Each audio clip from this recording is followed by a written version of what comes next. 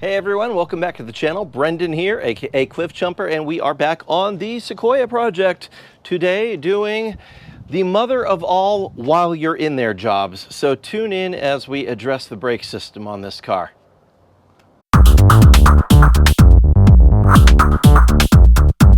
Yes indeed, so our beloved 4x4 urban assault vehicle, and to be clear, she's not a pavement queen. We do go off-road in her, so there's that. But being fair, we spend the majority of our time on the road, which is why she's got almost 200,000 miles on her. And the brakes are done. So we are going to do not just a replacement, but an upgrade with some cross-drilled and slotted rotors. Now, I already hear the keyboard warrior saying, oh, don't you know, cross-drilled rotors just crack, blah, blah, blah, blah. Listen, I have run cross-drilled and slotted rotors on the Corrado, on my R32, on both of my other Corrados, a grand total of over 1 million miles. Over 1 million miles on cross-drilled and slotted rotors. Have had zero problems with cracking. Guess what? They're good enough for Porsche engineers. They're good enough for Audi engineers. They're good enough for Ferrari. All right, maybe I'm going to take the Ferrari engineers off the list. Ferrari makes some cool stuff, but reliability is not part of their engineering. But the other companies I mentioned, yeah, reliability, longevity, those are factors. So I think if it's okay with them, it's probably fine with this. Notice these ones have the properly beveled edges around the cross-drilled areas, so they won't have stress cracks. And so yeah, anyway, the Sequoia being the overweight vehicle that could benefit from all braking enhancements, she's getting some of that. Now, what started this adventure today is really the rear parking brakes. They are notorious for not working very well in the first place, and ours are kaput. So we had to replace the shoes, and Toyota, in all its wisdom, decided to use a system where it's not just a disc brake, but it is also a drum brake. Yes, it's got drums on the inside. The drums are the parking brake, and the discs do the actual braking while you're driving. So the drums are worn out, or at least the drum pads. So we need to replace those, and in order to do that, obviously we have to take this off. So it's time. We're just going to replace these, and while we're in there, may as well do the fronts as well, because if you're doing the backs, you may as well have nice new rotors and pads on the front. So, and of course, we will flush out all the old brake fluid because it's yeah, it's a little nasty, a little dirty, definitely time. So it's time. Let's get into it. Let's change all this stuff. And there are a lot of great videos on how to adjust these things. I'm not going to go into detail. Instead, I'm going to link those videos in my description so you can get a step-by-step from experts as I whiz through this, and let's see if we can restore braking performance to our urban assault vehicle.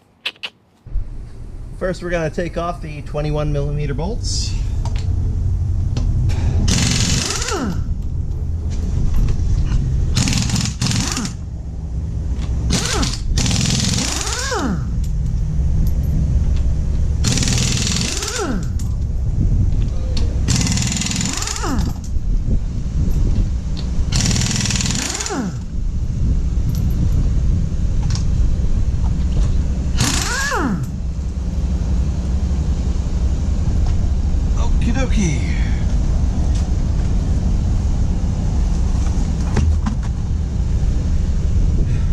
Some people like to lay the wheel to the side. I like to stick it underneath just as added protection, just in case the jack stands or anything fails. So, under you go. There we are. Of course, we need to make sure that the parking brake is actually turned off, and it is not, so release that. Should allow us to turn this a little bit. Okay, we've got some motion. So we are going to take off caliper and support that. I'll go get a bungee cord to make sure that it's, you can rest it on top of the axle. I'm just going to bungee cord it in place so it doesn't fall away and hurt anything. But the pads, I'm looking at my pads are very thin. I'll show them to you once I take it off. And this rotor, yeah, it definitely looks on the thin side, so it's time. There's a pretty good ridge on both ends of it. We probably could get away with surfacing this, but again, I want to improve the thermal capacity, so we're going to do the replacement rotor. All right.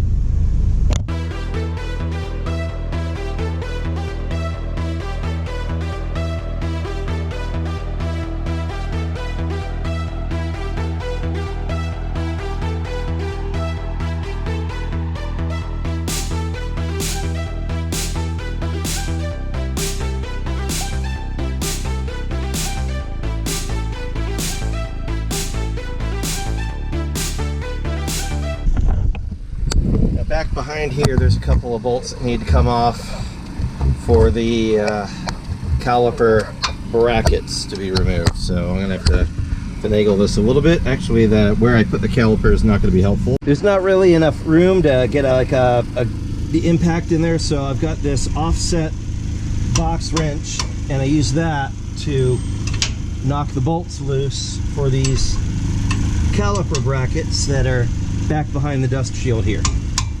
There we go. And then I can use the regular 17 mil to get in there and finish them off.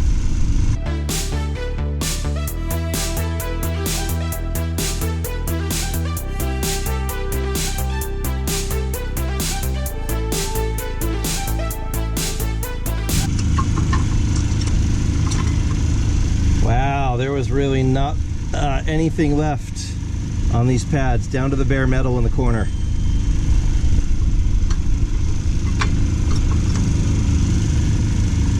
Barely any friction material on this one also. We'll clean this all up before we put it back.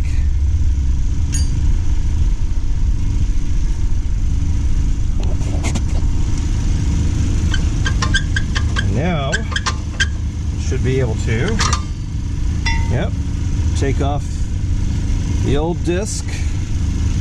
I will measure this with a mic just to see how much was left, but I'm assuming it's probably beyond the wear limit.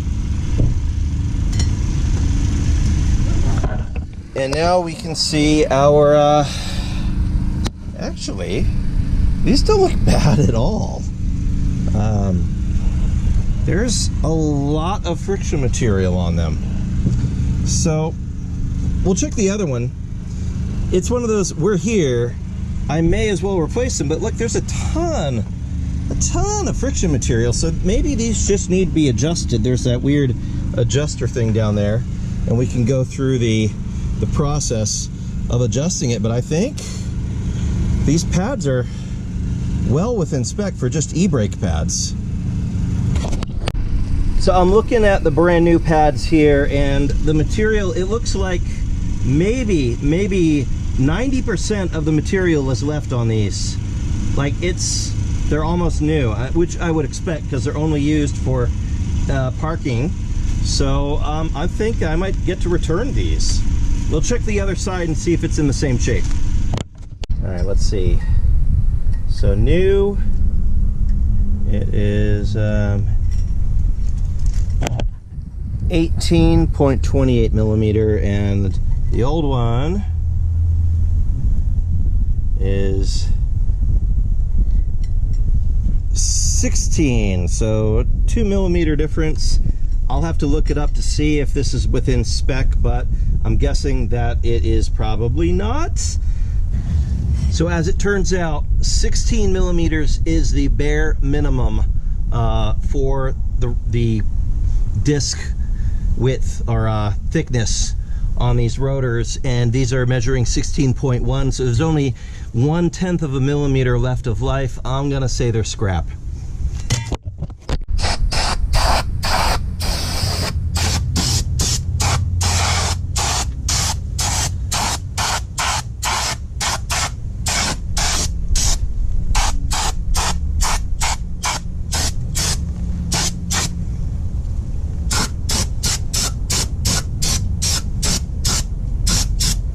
just for comparison's sake, this is the old pad, this is the new pad. That's the difference we're talking about. So shame on me for letting it go for so long. These are gonna feel way, way better as we're driving.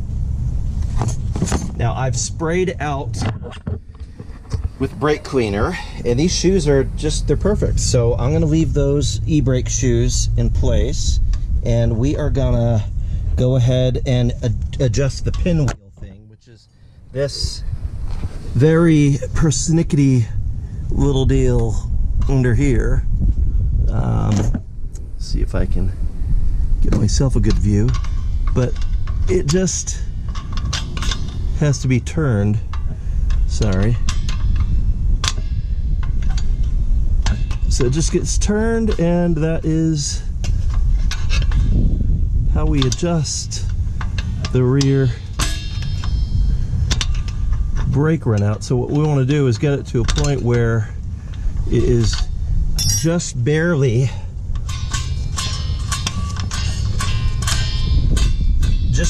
hard enough to put the disc back on, and then we back it out a little bit from there. That's the set adjustment for this point.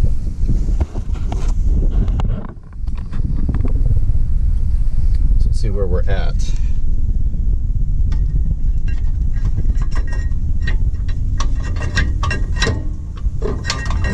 Okay, I can still get it on there. So we probably have a little bit more room. We'll give it a few more turns down here. Try it again.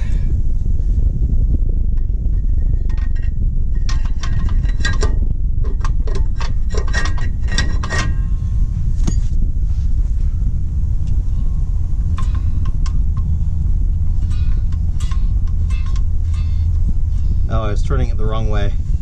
I gotta go the other way to let out the pads. So let them out just a little bit. Try this. Okay. They can still fit over.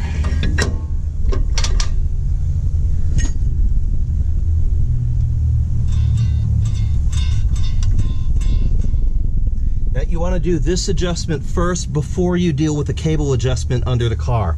So we'll do both these sides, then we'll adjust the cable, then we'll do any fine adjustments that we need to do on this.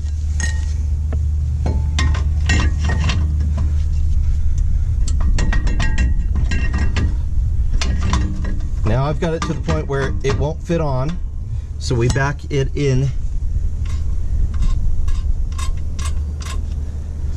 a few.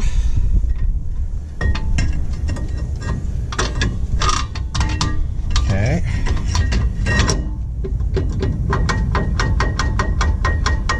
That's probably right about where it wants to be.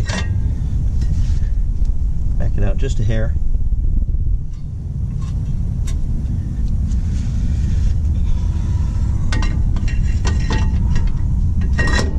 Okay.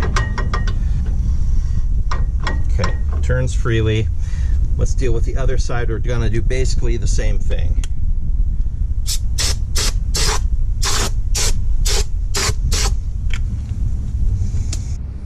Now the kit comes with new rubber for various parts. So we are gonna go ahead and install said new rubber. So I think that might go inside there. Yep. Rubber does perish over time, so better to have the new stuff than rely on the old stuff.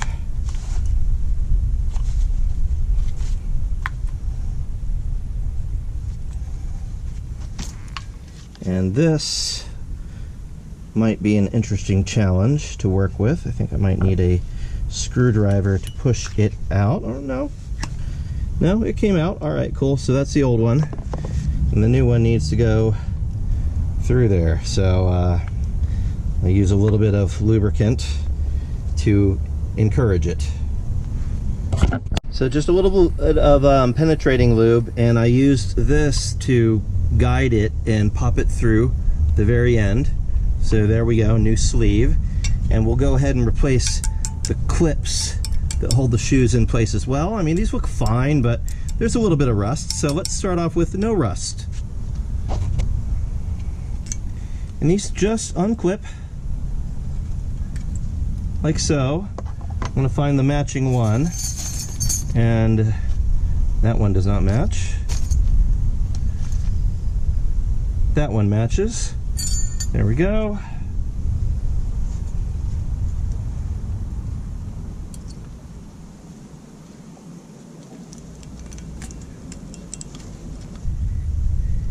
There we go. Okay. Look how much better that looks than the old one. Very nice. Now let's deal with that one. Peel that off. Find the one that matches. There we go. Pop it from the inside first. That one went right on without any issues. Now we'll do the other side.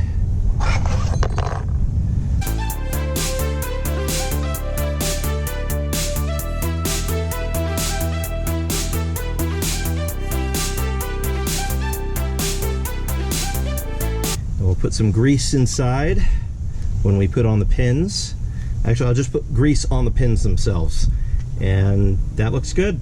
Ready to go with this. So we can bolt this back on and get ready to put everything back in place.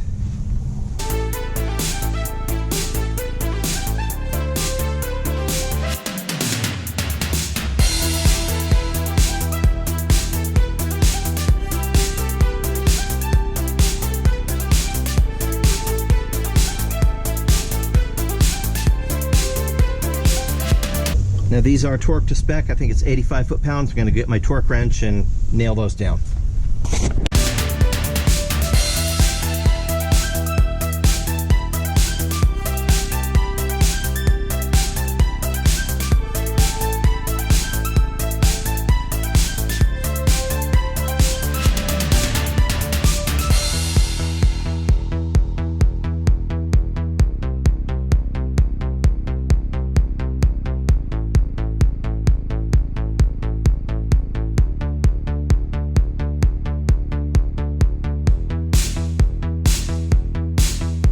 And of course we want to put some grease on the sliding surfaces.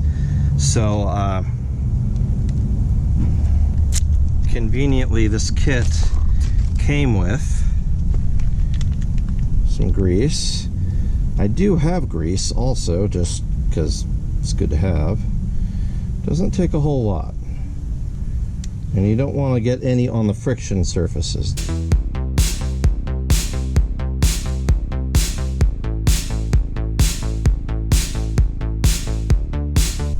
I'm going to put some on the back side too, where the caliper is going to connect with it, just so that we don't get any squeakies happening there.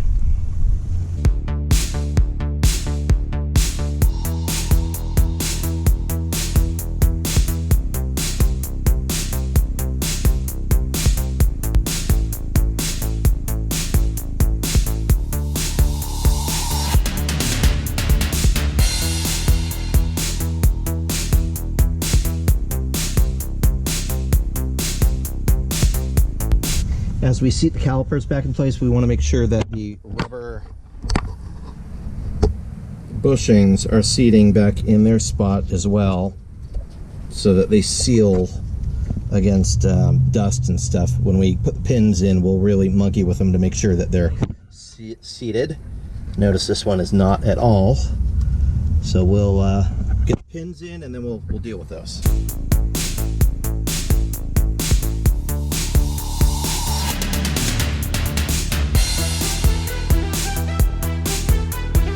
The next step would be to bleed the caliper.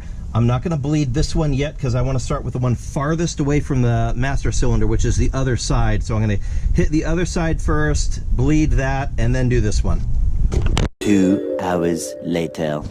Well, it wouldn't be a life in the day of cliff jumper if something didn't go wrong. So the back brakes went great. That's all done. The front, turns out that the really nice cross-drilled and slotted rotors that I got do not fit. My suspicion is that they're for a non 4x4 model. I suspect the brakes are different. This is a 4x4, big brakes. The offset was totally wrong. They would not bolt on, so I got to send those back, and I will come back to do the fronts when I have the right parts. So I took the opportunity to just bleed the fronts, check the condition of the pads. The pads actually have a lot of life, probably about 50% life left on them, so I'm not worried about the condition. But it's all bled out now. I'm gonna put it all back together and call it a day. Thanks for tuning in, and we'll see you next time. God bless. Bye-bye. Make sure you hit like, subscribe, and maybe even share it. Thanks. See ya. And on that terrible disappointment, it's time to say goodbye. We'll be back.